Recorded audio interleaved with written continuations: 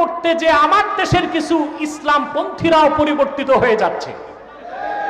ওনারা এখন মূর্তি পাহারা দেবার দায়িত্ব নিছে। আবার বলে যত পারেন মূর্তি বানান, আমরা পাহারা দিব। তাইলে আলেম ওলামার কাজ এখন হয়ে গেছে মূর্তি পাহারা দেওয়া।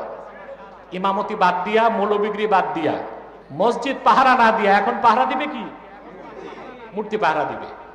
কি পরিবর্তনটাই না লাগছে এখন আমাদের গায়ে।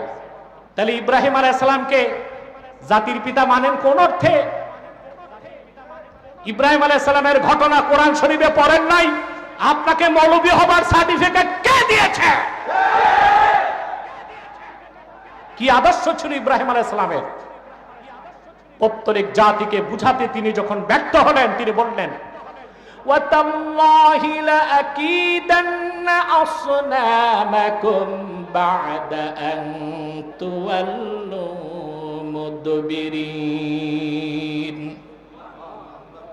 হে জাতি, আমার বুঝ মানলা না, এই হাতি দিয়া মূর্তিগুলো বানায় খোদা মনে করে চেষ্টা করো, ঠিক আছে? তোমরা ফিরে যাওয়ার পর আল্লাহর কসম আমি মূর্তিগুলোর ব্যাপারে চূড়ান্ত সিদ্ধান্ত নিচ্ছি। তারপর ইব্রাহিম আলাইহিস সালাম মূর্তিগুলো পাহারা দিয়েছেন। কি করছেন?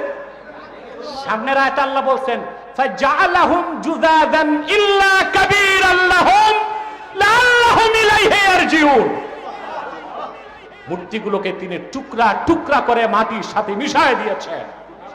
অতএব ইব্রাহিম আলাইহিস সালামের সন্তান দাবিদার যারা, তারা হিন্দু বৌদ্ধ খ্রিস্টানদেরকে মানবিক সাহায্য করবে, জানমালের নিরাপত্তা দিবে, কিন্তু মূর্তি পাহারা দেওয়া মুসলমানের কাজ না, এইটা পৌত্তলিকের কাজ।